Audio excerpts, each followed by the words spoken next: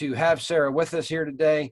She is going to give you an expert overview from the national perspective on the ag equipment industry.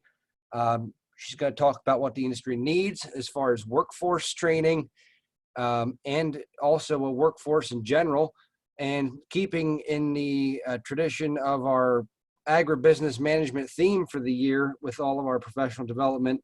Sarah's going to talk sort of about the behind the scenes business aspects of equipment dealers and what the various and components of those organizations, how that attributes to the overall health and success of the dealer.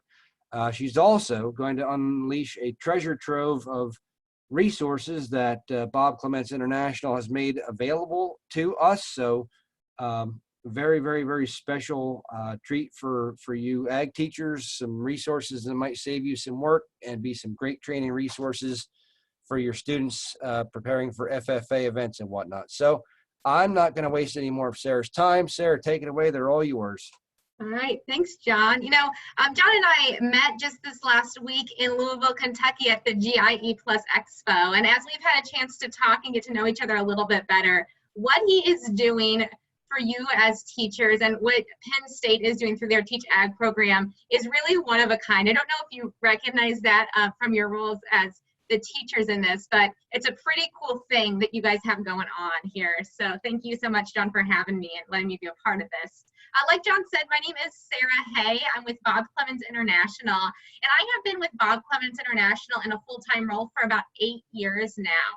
But the truth of the matter is that it's been a lot longer than 8 years. My dad and mom started the company about 30 years ago. And so growing up, I ended up in this like child labor situation inside of the family business where we would spend our summers in the garage packing boxes of training cassettes and VHS tapes for dealerships all across the country, because at 8 to 10 years old, I was not interested in playing in the pool. No, Mom and Dad. What I wanted to do was work in the garage doing child labor. That was it. No, it wasn't. No, it wasn't. But what it had done in the midst of that was I was firsthand seeing from a very young age what was going on behind the scenes in dealerships. So about 8 years ago, my husband and I had identical twin girls, and I became very, very passionate about getting a paycheck. So passionate about just making money. So I reached out to my dad and I said, Dad, is there any way that I can join you in the family business? And he said, sure, Sarah, why don't you come and do inside sales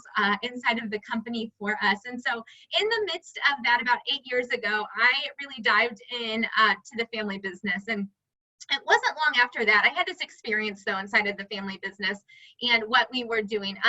But we were working with a dealership outside of Seattle, Washington. And as we were working with this dealership, he by chance won from a manufacturer a week visit from our organization. So one of the key things that our organization does is we always say we're like the Gordon Ramsay of kitchen nightmares inside dealerships all across the country and around the world as well. But we go in and we will help turn around parts departments and service departments to help make them profitable portions of the dealership. So this gentleman won a week visit, Gordon Ramsay kitchen nightmare type turnaround from our company. And this man before this moment was so broke. He was running this dealership, but he was so broke that he was taking the bus to work because he could not afford to fix his truck. So over the course of the next week, we worked with him and his technicians and his parts people and his salespeople to turn this around. And it truly changed his life. Like it changed more than just his life, but it changed his family's life, his employees' lives, his community, because they had a service that was no longer going to be there. So where we are today as a company from where we were 30 years ago, we work with about 4,500 to 5,000 dealerships around the world, working on parts and service and overall profitability in the dealership. And so as we work with them, one of the things that is just this key conversation that's been in so much of our industry right now is the conversation around firing and hiring good people. And so when John reached out to me and said, hey, Sarah, how do we do this in a way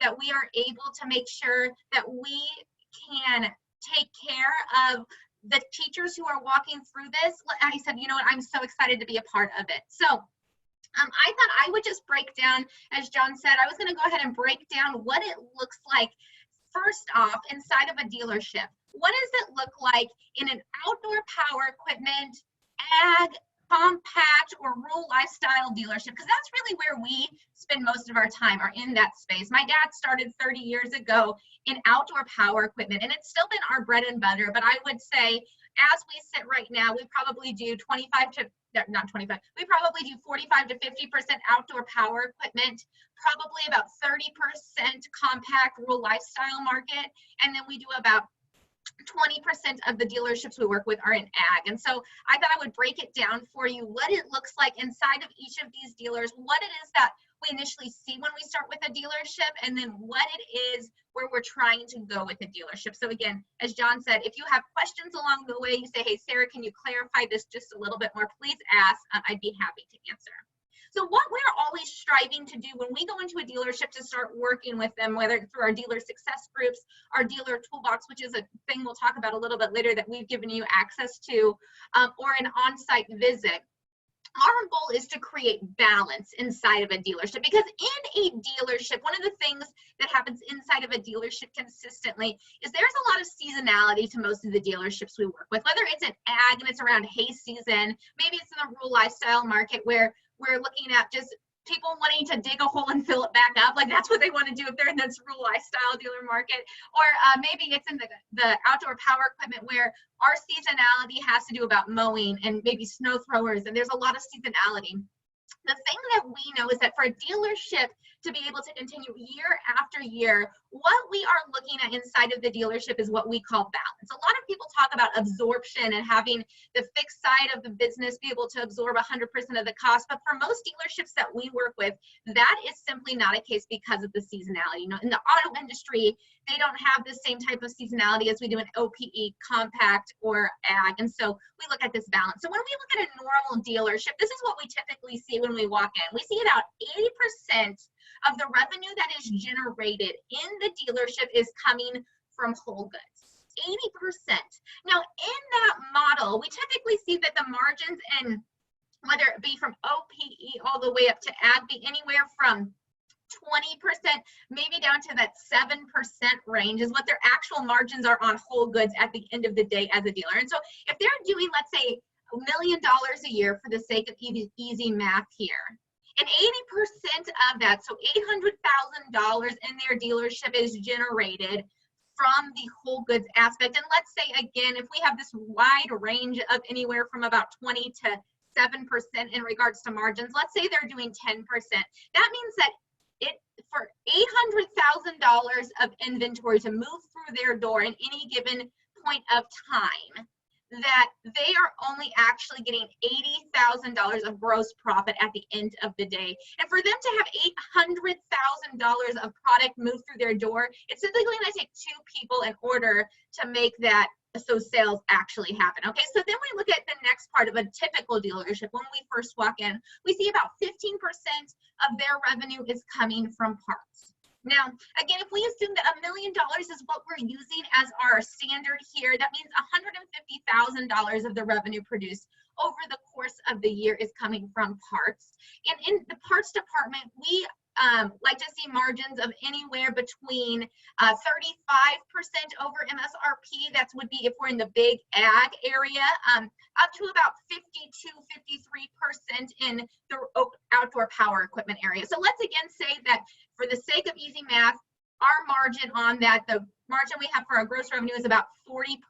So with that being the case, if we got 40%, that means that we have $60,000 of revenue coming from the parts department. Now, regardless of what dealership it is, one person can handle about $150,000 of parts. We typically see one person in outdoor power equipment be able to handle about $350,000 to about $400,000 of parts.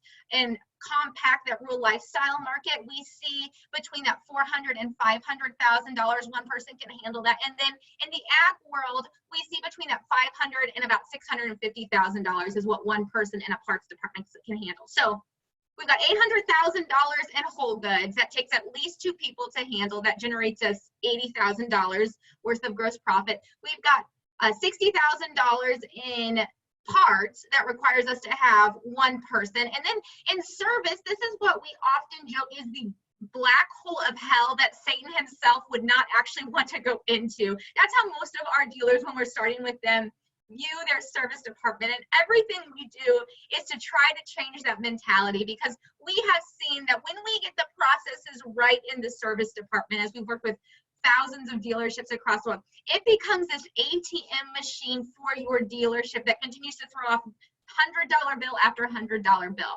So let's say if you're in a normal dealership, 5% of this $1 million is coming from the service department. So that means $50,000 is coming from that department. We see the margin on service in most dealerships is at 50%. So in this scenario, we've got about $25,000 coming from the service department. What we want to see is this healthy dealership model, though. We want to see 60% of the revenue coming from whole goods. So again, we've got a 10% gross margin on that. That means we've got $60,000 of cash coming off of that. Again, it still takes us 2 people in most dealerships to handle $600,000 of sales. But then we look at our parts and say we've got about 25% of our parts, our revenue every year coming from our parts department. And so with that at that 40% margin, we're looking at, about $100,000 worth of revenue, gross revenue coming. And again, one person can handle that, which is a beautiful thing. And then we want about 15% of the revenue from the dealership coming from the service department. So again, $150,000 of revenue coming from the service department. That means that as an owner, they can take about $75,000 as gross revenue from the service department. And again, it takes one person. We expect one technician to be able to do about 1,800 hours every single year out of the service department. That's what our goal is. That's assuming that there are 2 months in the whole entire year that they are not working at all. So whether that's for Christmas or maybe it's just the slow season and they say, you know what, we're going to lay you off for the next 2 months. Why don't you go hunting? Like whatever it may be, there are a lot of different intricacies with that inside of a dealership. But we assume that our technicians are going to work 1,800 hours over the course of the year. And then let's say that in this example that they're making 100,000 or that they're generating $100 an hour. And that's what the shop's labor rate is. Then we know that that's what we're going to look at. So 50% of that is what they can generate for the dealership and their gross revenue. So when we talk about this, and as we talk about the dealership world in general, what we've got to understand, especially as you're working with the students, is that a lot of times when dealerships set up their dealerships, they do it because they love what they sell. That's why they did it. Or maybe they came up from the service department or the parts department, but they didn't start their dealership because they loved managing people. Like that's not why they started their dealerships. They started their dealerships because either they loved what they sell or they love to be back in the shop fixing things. And so they get into this place where their manufacturers ask them to do X, Y, and Z, and they say, well, if I want to keep this line, I've got to do it.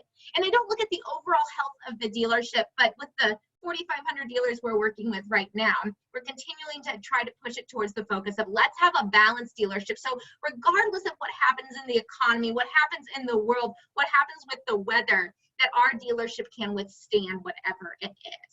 So that's what we look at when we talk about a balanced dealership.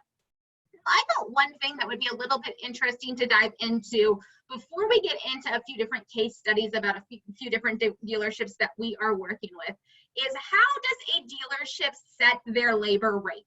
This is a conversation we have with dealers all of the time, but it's a really interesting conversation to have. So when a dealership sets their labor rate in their service department, how do they do it and what is it based upon? Well, there's a formula for it. So a dealer sets their labor rate at what they need financially to hire a A-level technician. Now, in our mind, an A-level technician is someone, and I'll dive into this a little bit later as well, but an A-level technician is someone who is a phenomenal diagnostic technician.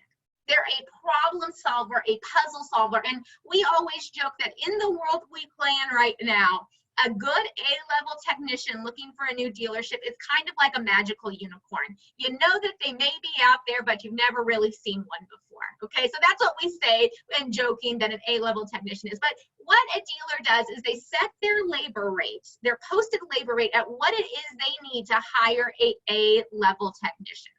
And so we always encourage dealers when they're setting their labor rates to call their local Ford dealership and see what their labor rate is at the Ford dealership, because when a dealer is looking for these technicians, they are competing with the same workforce that Ford is. And Ford did this thing about a year ago now where they spent about $27 million all across the United States trying to figure out where the labor rates needed to be. And so we encourage them to call their local Ford dealership and then be about 10% below what they are. So when a dealer sets their labor rate, and up in the Pennsylvania Northeast area, we see a lot of our dealers in that $90 to about $120 an hour for their posted labor rate. Up in like New York and Vermont and Maine, we see closer to that 120 mark. Right outside of Boston, we see a lot of that. Pennsylvania, we see probably closer to that $90 an hour mark is where we're seeing them. But when you look at this posted labor rate and how you break that down financially, here's what happens. We have 30% of that posted labor rate that we can pay an A-level technician. So if we have a $100 an hour posted labor rate, that means that what we can pay, including bonuses for a technician, is $30 an hour. That's what we can pay. We have 15% set aside for management costs. So that means if we have a service manager, their cost is being covered out of every single dollar we're producing. Maybe you have a shop foreman that needs some of their amount covered out of it. So we've got 15% that's coming from management costs. So every hour that's produced, every $100 in this example, $15 of every hour produced is going towards that management cost. We've got 35% set aside for that departmental costing. So that means paying the mortgage, keeping the lights on, keeping the heat on. I'm sure in Pennsylvania in the winter, you guys don't need heat in your shops at all. Yes, you do. Yes. Whatever it looks like, that means shop supply fees. So like oil, uniforms, all of these other things that you just need to keep the department going. And then at the end of the day, we expect the owners to take a 20% net profit out of every single dollar produced in their shop. That's how we set a labor rate in a service department that we work with. Number one, we call our local Ford dealership because there's no need to reinvent the wheel. We're about $10 less an hour. And we have to understand that why we're setting our posted labor rate the way we are setting it is it's what we have to do to afford an A-level technician. So next time you walk into your Ford dealership or wherever it is, you go, wow, that's an expensive posted labor rate. They go, yes, because that's what it costs for us to hire a good technician. So that's how we do it. That's how we set it. It's not rocket science, but when we understand these different concepts around it, it allows us, especially as teachers, to set the expectations for your students of this. If you're walking in, this is what their posted labor rate is. This is what the max they can pay you as a good technician as a result of that. All right. So one of the things I thought that would be a really interesting thing to talk about is what is the expectations that we put around technicians in the service department specifically. One of the things that we say time and time again is that we treat our technicians like surgeons in the operating room. So when we hire a technician, we do not want them loading and unloading equipment. We do not want them washing equipment. All we want them to do all day long is turn a wrench. If we walk into a shop at 8 a.m. and there's not an impact wrench going, we know there is a process that is broken in that shop, because that's what we want to hear. That is the sound of money being made, not only for the owner, but for the technicians as well. The dealerships we work with have a bonus that we put together with them to help that as the technician is more and more efficient, the more and more money they're able to make. So everybody loves a good impact wrench going on at 8 a.m. in the morning, because it allows us to know that our processes are not broken. But we have somebody who comes alongside the technicians that we call a service coordinator, who does all of the things like loading and unloading, changing basic oil, cleaning off equipment before it comes in the shop, because technicians don't like to work on dirty equipment. They like to work on clean equipment. It makes them faster and makes their work better. The other thing that I think is important to mention is that if you are working in one of the service departments of the dealerships we work with, we expect that a technician is 75% efficient at minimum. A 75% is a C in school, and it's a C in the dealership as well. If you as a technician cannot stay at that 75% efficiency rate, we honestly don't have space for you inside of the dealership. If we're at that 75% rate for efficiency, that is us breaking even in the dealership, just breaking even. We don't really make money until we get to that 85% efficiency. So how do you figure out technician efficiency? Well, it's a pretty simple calculation. Basically, all we do is we take our hours billed for that job. So let's say that we have a technician and we put them on a job and we bill that customer 10 hours for it. Okay, so 10 hours is what we bill the customer. And then we have to divide it by the hours paid. So if we have a $10 an hour or 10-hour job we put a technician on, and we paid that technician 8 hours for that job. So they were on the job for 8 hours, but they billed it out for 10 hours. That means that we would have a 125% efficiency on our technician. On the flip side, if we look at that and we say, you know what, we had to eat this job. There was some diagnostics that we couldn't charge the customer for it at the end of the day. And let's say that it was 7 hours and we paid out 8 hours as for our technician. We would look at the efficiency and say, man, we kind of are upside down on that. So that's how we determine inside of our dealerships that we work with where a technician needs to be. The minimum for them to continue to work in our dealership is 75% efficient.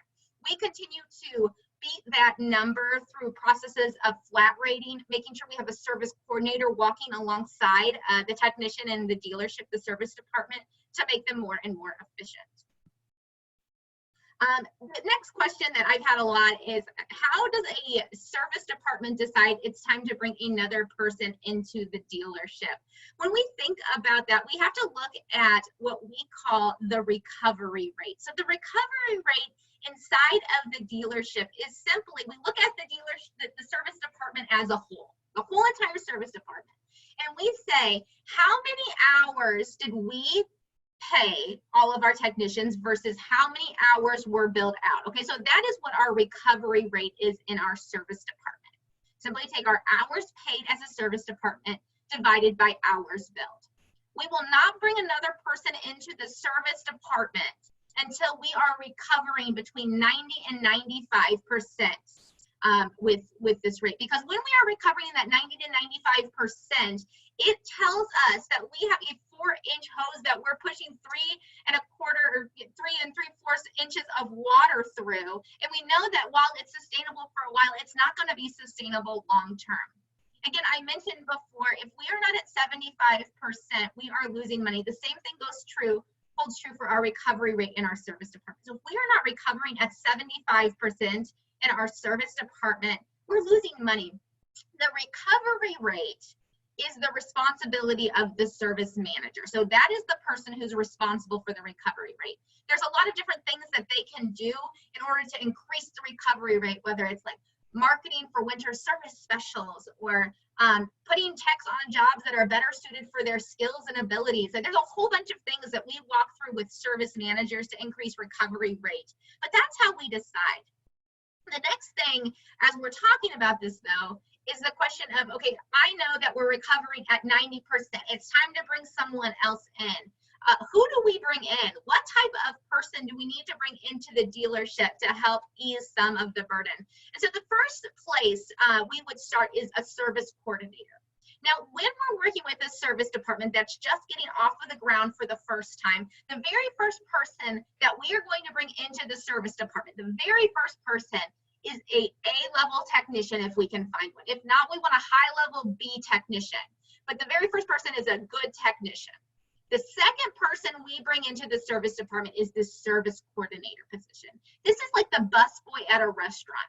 Because how are waiters and waitresses so efficient in the midst of the rush of a restaurant? The way that they're as efficient as they can and you can move as many people in and out of the restaurant at any given point of time is because they've got these busboys or busgirls who are clearing tables, wiping down tables, and making sure that everything is moving through very well. That's what this service coordinator is in the service department. Now, once we have that person set, the third person we would bring into the dealership would be a B-level technician. So this is someone who has the natural inclination and skills as a technician. They're able to change the parts. They have the understanding and knowledge, and they're continuing to get better and better. So our B-level technician is the person who's right above the service coordinator. When we hire a service coordinator in our service department, our focus is, we always say our goal is to hire low and grow. Our goal is that the service coordinator will become our next B-level technician. Because as you know too, we are sitting here going, how in the world do we deal with this technician issue that we are facing in the OPE, compact, and ag industry? And you guys are such a huge part of help filling this gap. But we were just at the GIE Plus Expo, and I know John was sitting in on the Workforce Development Summit, and I think they said that as we sit right now, that there is like a 500 or 600 technician a year shortage in OPE, compact, and ag. And so as we are looking at the solutions and how do we come up with this solution inside of this industry, one of the things that we've seen over and over again is that we have to hire low. A position like a service coordinator, a general labor person who can come in, sweep the shop, knows right is tight, left is loose, that we can start training to be our next B-level technician. Our next one is the A-level technician. Again, this is someone who's phenomenal at diagnostics, loves solving puzzles, and loves solving problems. Again, this is where the ultimate void is right now in the industry, are these A-level technicians. Most dealerships that we work with only truly need one A-level technician. There's somebody we want on the really complex jobs, and we want them to be in that 110 to 126% efficiency in what they're doing. We spend a lot of money to get good A-level technicians in our shops, and so we need them to be generating good money for our shops. So, and then the last position that we have inside of our service department, for the sake of what we're talking about today, is our service manager. So for us to be able to cost justify a service manager in our service department, we need 3 technicians with the efficiency of 90%. So if we do not have 3 technicians at 90% efficiency and we are not recovering at least 85% efficient with those technicians, we cannot cost justify a service manager in our service department.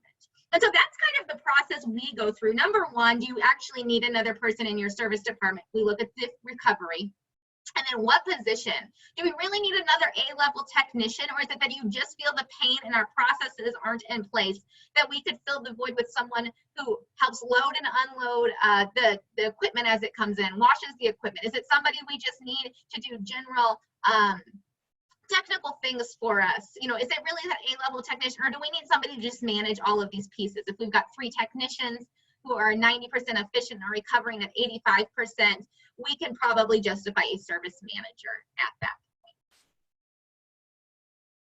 All right, so I thought that one of the things that might be interesting for each of you is that I would go through 3 different dealerships that we work with across the country.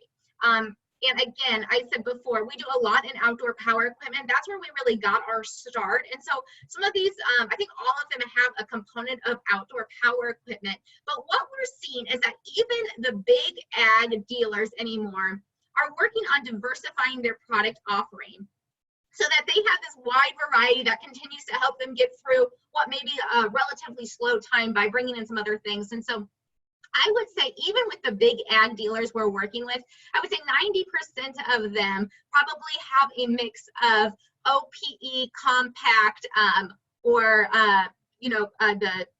or even trailers or power sports in their dealership anymore. And so I thought I would walk through 3 of our dealerships that we work with on a daily basis. I asked each of them what it is that they would like to tell you as they're looking for technicians and workforce for their dealership. What is it that they are specifically looking for? So the first one I thought I would bring up was Tulsa, New Holland. So they're in Tulsa, Oklahoma. And they are a 2nd-generation dealership. So Mike started the dealership being a New Holland ag dealer. He actually ran a New Holland company store. So I don't know if any of you were around at that point when they had the company stores from New Holland. He bought the store from New Holland and decided to run it as his own. So Tulsa, New Holland came into the world, and Mike is a very sharp businessman. Right now, his son Travis, who's the 2nd generation, is the owner of it. They run one of the best dealerships in the whole entire country. They're phenomenal to work with. They're a blast, and the people who work there love working there. So some of the lines they carry: Cub Cadet on the OPE side, Mahindra on that compact. I think Mahindra is constantly trying to move more to the ag, but I think they primarily carry the compact lines from Mahindra, New Holland Construction and New Holland Ag. So again, that's where they got their start, was a New Holland dealer. And ag versus OPE split is probably 50-50. So as we look at these dealerships, I think one of the things that you can take away and walk through with your students is if they go in and say, you know what, I want to be a technician inside one of these dealerships, we've got to have the skill and the ability to move from some of the bigger equipment to some of the smaller, because again, as I'm seeing it from my perspective, there's a really interesting crossover that's happening inside of these dealerships where nobody, I mean, there's a few I'm sure that are just straight ag, but even, you know, John Deere at this point, I think the majority of the John Deere dealerships that we work with all have Honda power equipment in them. So they all have like Honda walk-behind mowers. They kind of sell them as like an accessory part anymore, but they all have them in there. So we do a lot of work with Honda on the power equipment side. So I know that that's going on. But we've got to have the ability and the aptitude to work not only on the big stuff, but we've got to have the ability and aptitude to work on the little stuff as well. All right, so I asked Travis, I said, Travis, what is it that you would want a technician coming out of school to know when they walk into your dealership for the first time? Okay, he got a little long-winded, but he said, we can train skills, but we cannot train work ethic. Young people looking to enter the equipment field need to be fully aware of the hours and sense of urgency needed in the industry to be able to take care of customers. We hire so many techs, parts counter staff, and service staff that come in at the end of winter and like working the 35 to 40 hours a week, but we lose them when we need them to work 50 to 60 hours a week for a few months during the busy season. So I thought I would go ahead and break this down for you. What is it that Travis is trying to say that he needs from you to have your technicians, the people in your programs, ready to come into his dealership and be able to deal with demand? So the question is, how do we teach our students to handle a sense of urgency in a dealership? And what is the sense of urgency? It's probably no surprise to you that the majority of equipment that is being worked on, especially in the ag and the construction side, is equipment that is needed to generate a profit for someone else. They need their equipment up and running so that whether it's they're farmers and they're trying to get, you know, the corn done, or they're trying to keep their people on the field, or whatever it looks like, that there is a sense of urgency. When we look at the lawn care business, which is really heavy in the OPE, outdoor power equipment side, we've got landscapers who rely on their equipment being up and turned around so quickly for them to continue to mow lawns and make the living and be able to pay their employees. And so there is this sense of urgency, especially in what we call season inside of our industry. So an outdoor power equipment in compact season typically starts in about March, and it goes all the way through, God willing, early September. That's what we're always hoping for. This is like Christmas time inside of the dealerships. If you want to go into a dealership during this time,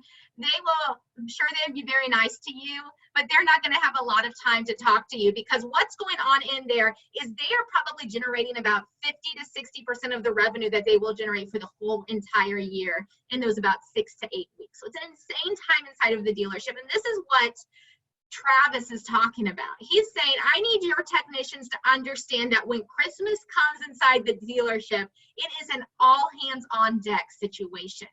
The rest of the year, we can work through scheduling, we can work things, but if you're going to come into a dealership, say late March to early September, that is not going to be a time for vacation. I cannot have you calling in sick day after day. I need you there because people's livelihoods depend on what's happening in the service department in that moment. So that's what he's talking about. So setting realistic expectations. There are going to be times of the year where it's crazy. Like, you're going to have all of this work coming in and you've got to be able to pick up the money that's happening. And the service department is paramount in those moments.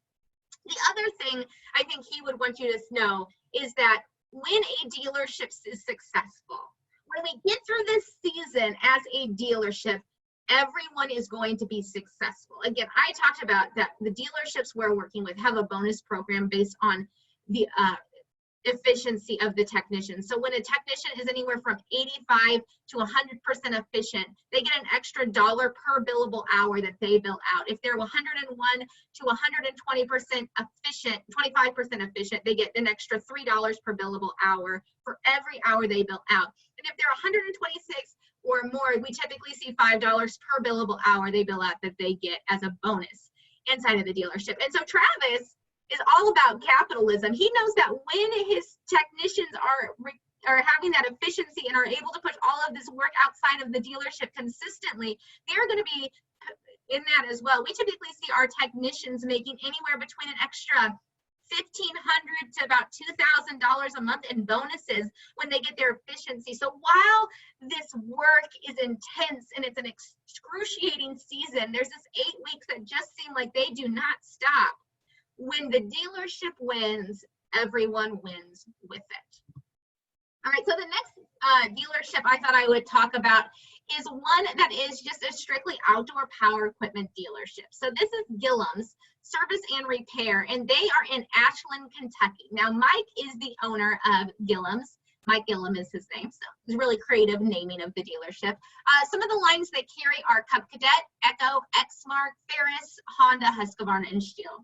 So Mike is probably one of the largest Cub Cadet dealers in the nation.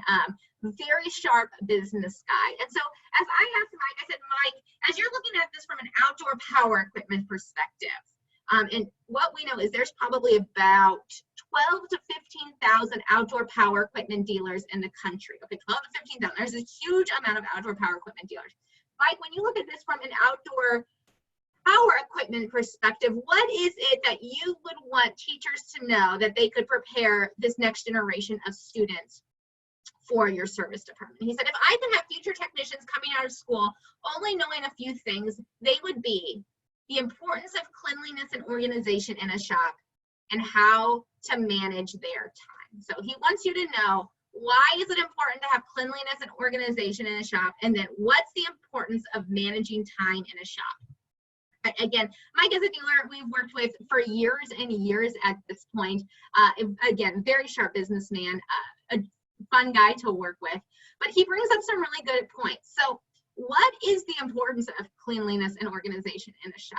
Well, like I said, we work with a huge amount of dealers across the country. And the first thing that I would say as the importance of cleanliness and organization in the shop is safety.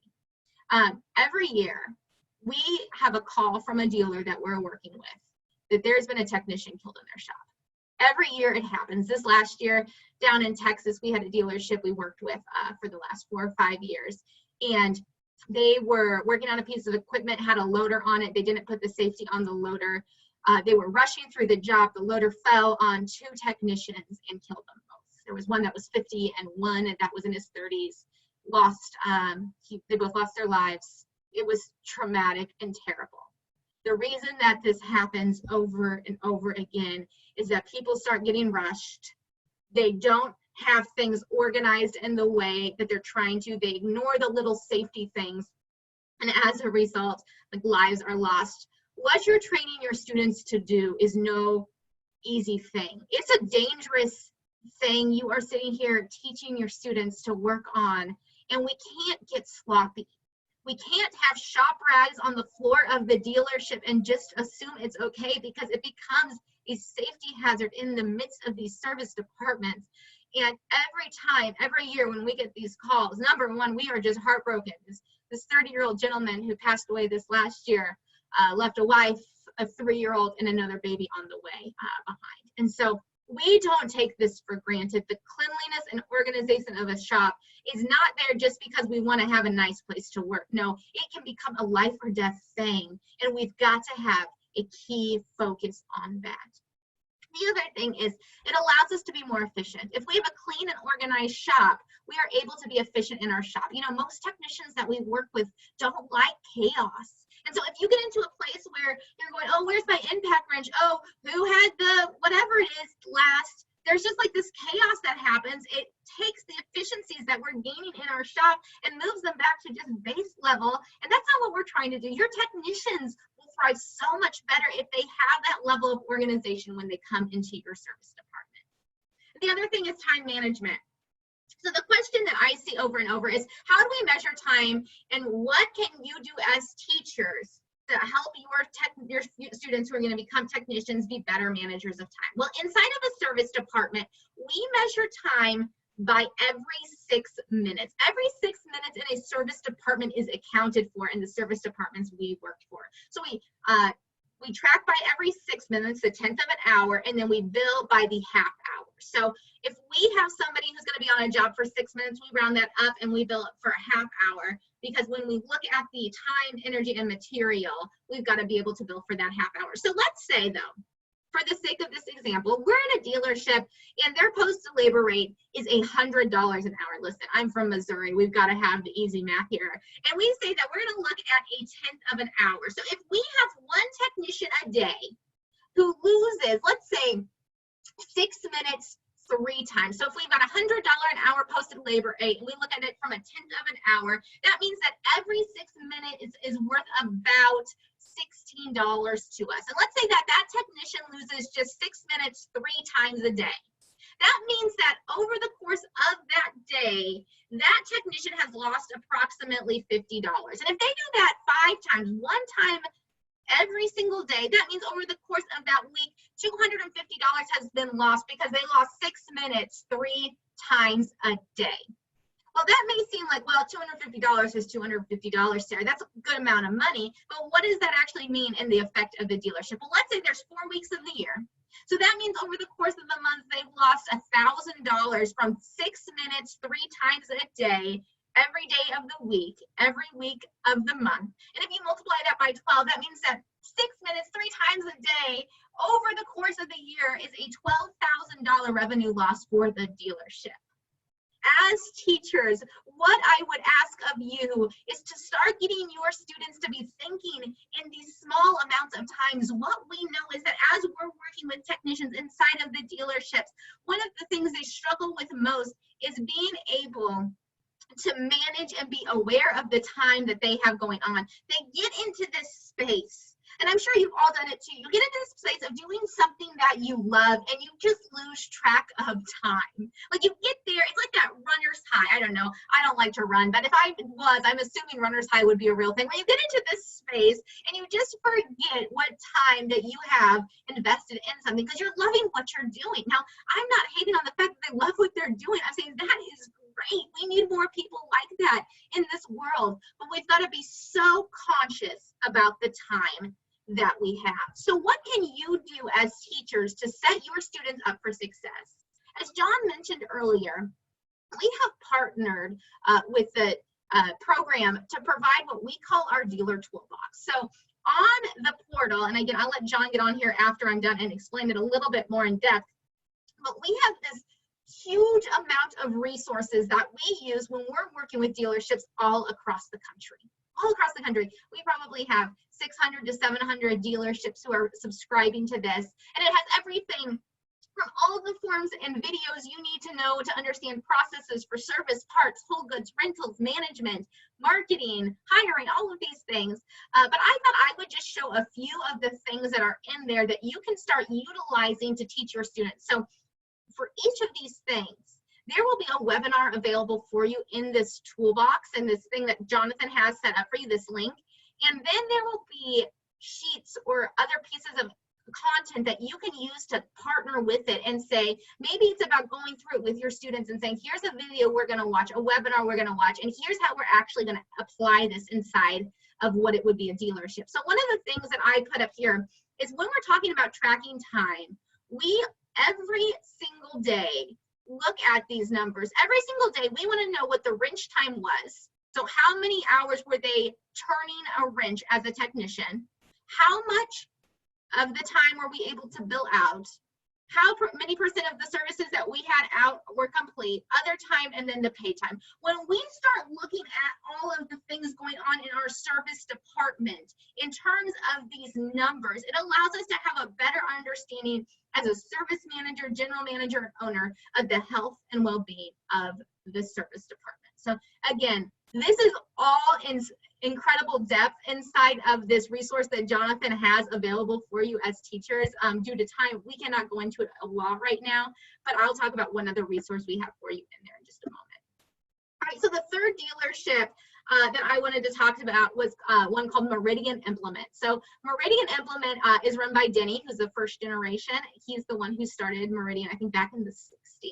And his daughter, Michelle, is actively involved and is running the dealership now. So they carry a lot of lines. They started out years and years ago as a John Deere dealer. They had some big changes that happened inside of their dealership, and John Deere pulled their line. And so if you're a dealer and John Deere has pulled your line, this is a incredibly emotional and could be business ending thing for a lot of the dealerships that we work with. So that probably happened 3 to 5 years ago. They brought on Mahindra to replace John Deere. So again, I think we talked about this a little bit earlier, but Mahindra is for sure a compact line who's constantly trying to be more and more in that like full ag line of things. They also carry Exmark steel, and then they have a really wide variety of tillage, harvest equipment, and hay and forage equipment. So the split I would say I see with Meridian is probably 75% on the ag side, and then 25% outdoor power equipment or like compact tractors. And they are located right out of Chicago inside of Rockford, Illinois. So I asked Michelle the same question. I said, Michelle, what is it that you would want technicians coming out of school into your dealership to know about what it's like to work inside a dealership in the service department? She said, if I could have technicians coming out of school know one specific skill before they came into the dealership, it would be how to triage equipment effectively. That's what she wants you to know. She wants them to know how to triage equipment effectively. Now, your question may be, well, Sarah, that's great, but what does it mean to triage equipment? Like, that sounds like a great thing. I'm glad Michelle's excited about that, but how do I even know what triaging equipment is? Well, when we talk about triaging equipment, here's what I want you to know. When we have a piece of equipment come into our service department, the very first thing that we do within 24 hours of it coming into our service department is we do what we call triage. Now, I want you to think back to paramedics at an accident site. That's what I want you to think about, our paramedics at an accident site. When an accident happens, they come, they assess the patients in a moment and say, here's what I know that's probably wrong with this person. Is it somebody that needs to be transferred to the hospital for immediate trauma? Is it someone that we can deal with right here in front of us? Or is this someone that we can say, you're fine, these are scrapes and bruises, and you can move on? That's what triage is as we work with dealerships all across the country. So the moment a piece of equipment comes into the dealership, we start this process. We have ribbons that denote where everything is inside of the process. But the first thing we do, we have a piece of equipment come in and we tie a red ribbon on it. That means it's bleeding and it has not been looked at. So within 24 hours, we need every piece of equipment looked at and we need it triaged. And so again, all of these guides for ribbon colors and how to triage specifically are in the toolbox resource that John has, and we'll be able to dive into that a little bit more. But when a piece of equipment comes in, that's the very first thing that I need you to be doing. And so how do you do this? Well, we have all of our dealerships we work with have these triage sheets. And again, I think there's about 20 different variations in this resource that John has for you. They have these triage sheets. So they have this piece of equipment come in and they walk through all of these different things that are going on inside of this service department with this piece of equipment the moment that it comes in. So it could be engine oil, right? We've got coolants. We're looking at filters, hydro, the transmission. I think this one is for a tractor. So that's what this one is. But we look at it and we say, okay, where is this at? What do we think the issue is? And then what are the parts that we are going to need to resolve this issue? When we look at all of these components of triage, we're able to look at it and say, this is what we have going on. Here are the parts, and here's what I estimate the time is going to be. You know, when we are working with dealerships, again, one of the things that we see over and over is that when a piece of equipment is maybe checked in, they say, well, the equipment won't start, make it run. They say, make it run. You go, okay, that's not helpful. You know, if there's a difference between, okay, it starts and it doesn't run, or it won't start at all, it helps the technicians dive in specifically to where they need to be looking in the midst of this triage. So this triage sheet gives them the tools and the sets they need to be able to start walking through. The other quick thing about this is in outdoor power equipment, we typically set aside 12 minutes to triage equipment. So this is a really quick thing. The service coordinator sets up all the equipment that's come in the last 24 hours. in a line, and you just start walking through each piece of equipment. In the compact or rural lifestyle set, we're at about 30 minutes. And then in big ag, we have about an hour and a half set aside on each piece of equipment that we are triaging. So in OPE and compact, this is all built into the flat rate, whereas in ag, we just charge a diagnostic fee on every piece of equipment that comes into our shop. So that, in Michelle's terms, is what she would say she would want you to know if you have a technician who is coming into your dealership for the first time. So Jonathan, I know that was a lot of information that we just flew through at record pace, but hopefully that gives everyone a good idea of what it's like in the midst of these dealerships and what they can be doing to prepare their students for success. This was perfect timing, Sarah. I was just about to interject quick because we did have a question related to the triage. Sure. Who does the triage? Is that your A-level technician? Is that your B-level technician? Is that the coordinator? Yeah. So the coordinator sets it up, and then the technician who's going to be working on the equipment is the one who will get in there and do it. So we want them to start getting comfortable with the repair that's getting ready to happen before they actually have to do it. So when we have this going on, we've got the triage when we say, this is what we think, 90% sure this is what the problem is going to be. The technician who's getting ready to work on it laid their eyes on it. They're thinking about it. Their wheels are turning. They're getting the parts to the parts department for the repair they think it's going to be. And then when the equipment comes in to actually be fixed, which depends on when we get the parts back in for it, we are ready to go, and the technicians already thought through it. So they know where to start and how to start addressing that.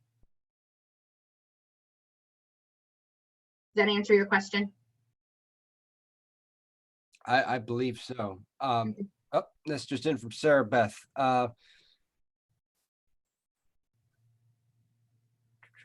Yep. So that answered Marty's question on who does the triage process. And Sarah Beth is just saying that this helped her. So good. We're glad, Sarah Beth. First of all, thank you. Sarah has given presentations on this a time or two before, if you didn't take notice. First time, actually. I'm just kidding. So what questions do you have? I'm dying to show you some of the resources that Sarah and her dad and Bob Clements International are made available to you. But before we get to that, what other questions do you have while we're here? And again, you can either raise your hand and I can unmute you. If you're able to unmute yourself, go for it. You can also type your question in the chat box and use the Q&A feature. So we'll take a brief pause if you have any additional questions. And I would say too, John, as people are going through this and thinking about this, and as you make this available, if you have other questions, shoot me an email. Like, I'd be happy to answer other things. You say, okay, Sarah, we've gotten into this toolbox that John has been talking about. How do I actually make this applicable? Shoot me an email. Like, I mean, my email is just simply, it's on the screen, Sarah, S-A-R-A, no H. That's not what I'm about. It's S-A-R-A @bobclements.com. And I will, as quickly as I can, get right back to you with how you can implement this in your classroom and what you can do to help your students be ready as they will go into the workforce.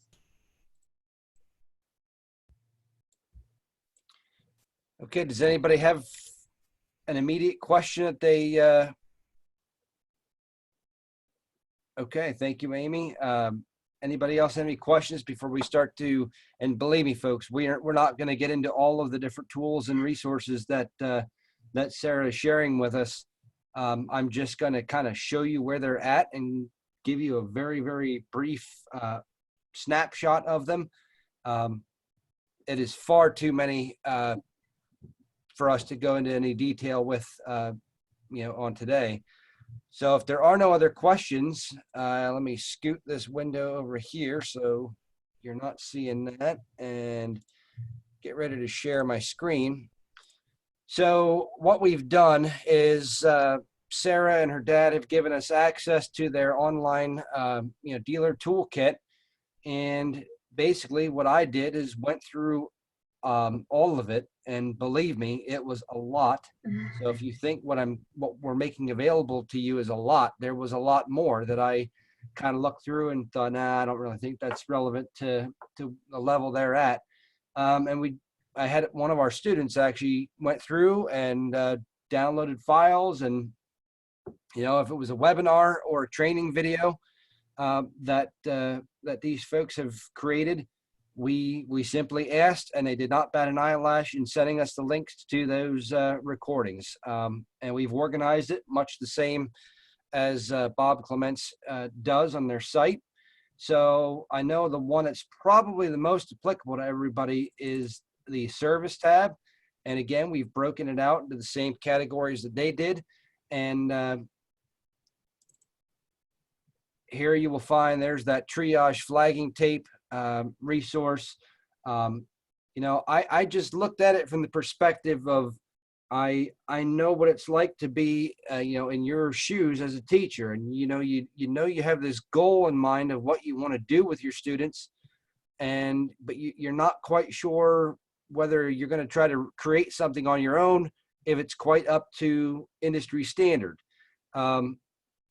So if you're going to create a mock, you know, if you want to use an agreement example for a rental or something, or for a loaner piece of equipment, right here is one that is very, very industry relevant that you can just pull and use, you know.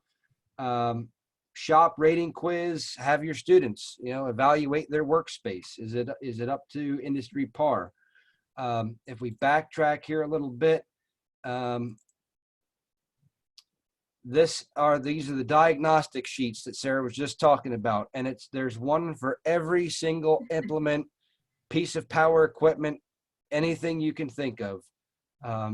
Harrows, balers, golf carts. I don't know if we included those or not, but saws, ATVs, even marine, you know. So again, these are readily available resources. You don't have to try to create it. You don't have to question and wonder what would this look like at a real equipment dealer. Right here it is, ready for you to pull, print, and use with students. So again, I'm not going to go into all of it here, but the other side of it, which is a little bit of a stretch, but not much, is in the sales tab here.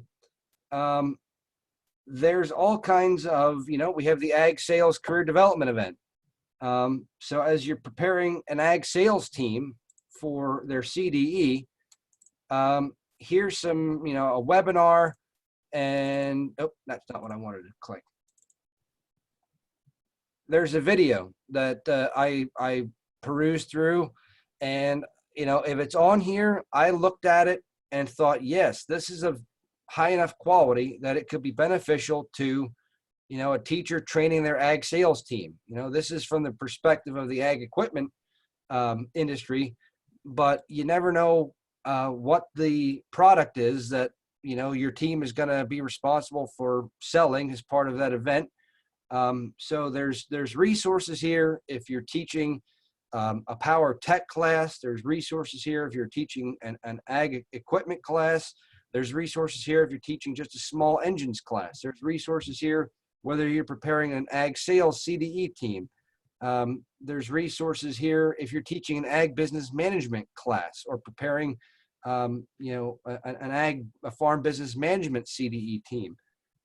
It just goes on and on and on. And Bob and Sarah did not bat an eyelash in saying, here, we've made it for industry, but it does you folks just as much, if not more good, to get it in your hands. Here it is, free of charge. So we are immensely, immensely thankful for that. I'm going to stop sharing here for a moment. So this will all be made available to you via a link that I will send out in the follow-up email to all of you attendees. And like I said, if you have like Sarah said, if you have a question about anything on here, you'd like a little bit, maybe you see something that you'd like to use, but you don't necessarily have the background on it, and you'd like to contact Sarah to give you a little bit more on how that could be useful, as she said, feel free to shoot her another message. So with that, does anybody have any questions before I wrap us up here?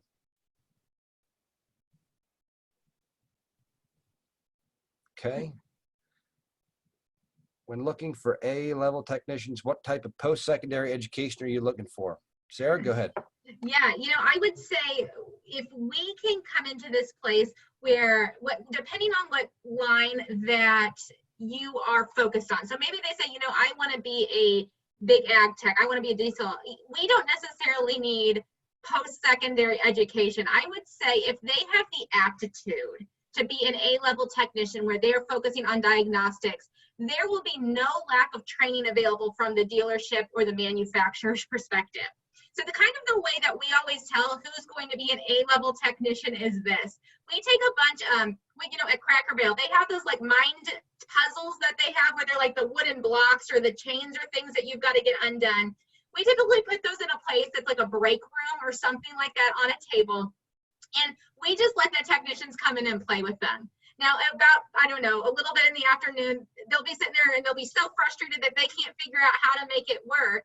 And the technician that comes in and undoes it are the ones who are like, okay, you're going to be an A-level technician. The rest of the technicians go, how did you figure out how to do that? And they go, well, we went to YouTube. Okay, and we're like, okay. And they're like, yeah, it's not fair. But no, that's okay, because we want them to be constantly looking and learning. So if you have somebody that you feel like has the aptitude to be an A-level technician, I would say start working with getting them in programs that the manufacturers are being put on. If there's a manufacturer you want to be connected with, I mean, that's my job. I'm a speaker and I work with all of the manufacturers in the industry. Let me know. I'm sure I can help connect Jonathan and anybody else you need some of the training. If you have someone that's like, okay, they want to be an ag tech and they love working on case, like whatever it is, like I have all these connections and I'm happy to share them. So specific secondary education, I don't think there's any like very specific things. I think if they have the aptitude, I would encourage you to start getting them connected with a dealer right now or a manufacturer, and they will not bat an eye at helping put them through training in the midst of this. So I hope everybody's going to stick with me for a couple more minutes. I promise you folks that Sarah and her dad, Bob, are two names and faces that this will not be the last you see or hear of. As Sarah said at the expo in Kentucky last week, we had some very exciting conversations that I'm not going to disclose at this moment. I will say, Marty, if you're thinking of retiring anytime soon, I beg of you to hold out for maybe a few more years, because there may be some extremely exciting things coming down the pike for the ag tech and equipment folks out there that have a lot of students and have a program that's heavy in that. Again, that's all I'm going to tease you with at this point. 39 years ago. But who's counting, right? Good morning. So before we break today, I don't want to take up too much of your valuable time, but I did want to just make mention that, if you're looking for the standards that today's content is tied to, these were the easy AF&R standards that you can tie this content to in your classroom and in your lessons and planning.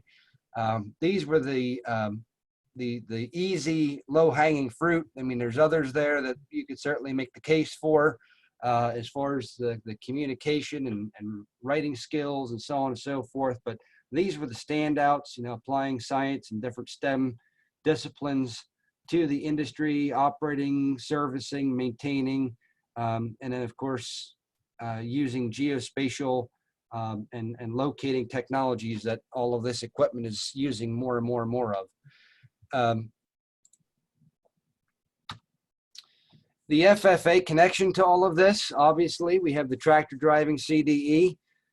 It's got to start somewhere, right, folks? You don't just graduate high school and you're at that A-level technician standard right away. It's got to start somewhere. Students don't necessarily have parents or grandparents that have a farm and large farm equipment that they can get comfortable with, but they may have the, like Sarah said, aptitude to be an excellent technician and lead a very lucrative career in this industry, and it's got to start somewhere. So the tractor driving CDE and the agricultural technology and mechanics CDE are two competitive career development events that you can relate all of this content to. But also, I said there's been resources shared through Sarah and Bob Clements International that relate specifically directly to the marketing plan, ag sales, and the small gas engine CDE. And of course, if you have anybody restoring a tractor, well, then they're probably a little bit further advanced than most at the high school level are. And supervised experience SAE, certainly summer employment, working at a dealer, at that very entry part-time level, get their foot in the door of the industry, learn some of these skills, pick up what they see from the more experienced folks in these places of business. Also entrepreneurial record keeping. You'll see there's a lot of resources shared that deal with record keeping. And that's a direct tie between AET and the SAE programs that I know a lot of you are doing. And also getting your students some job shadowing experiences they keep some records on. All right. And I'm going to stop share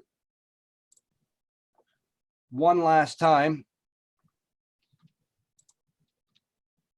as I pull up an invitation for you to join us on November 13th for session number 2 of the Fall 2019 Connect Industry Series. Sarah has absolutely started the fall off amazingly well with a home run here. Our other 2 presenters are going to have a tough act to follow, but November 13th, keeping in true form with our Ag Business Management theme for the year, Ryan Davis with Ag Choice Farm Credit is going to be here discussing just that, credit, and the 5 C's that he claims are the basics to gaining credit, using credit, why it matters, and so forth. You can register and join at the link below. Again, that's November 13th, 3:30 to 4:30 Eastern Standard Time. So with that, did I share it? There it is. If I didn't have it before, there it is now. November 13th, 3:30, 4:30, same place. So with that, final moments here. Thank you to the 9 of you who sacrificed your very valuable hour with us. Thank you so much to Sarah. She has very clearly done a lot of prep work and homework to prepare making this presentation for you. And thank you to her and her father again for the tremendous amount of resources that they have so graciously shared with the profession here. With that, does anybody have any final comments, questions that they would like to pose now? All right, with that, I'm going to thank Sarah one last time. I will remain on until everybody else has left. If you would like to stick around and talk with Sarah or myself about anything after the fact, I can do so. I'm going to stop recording at this time.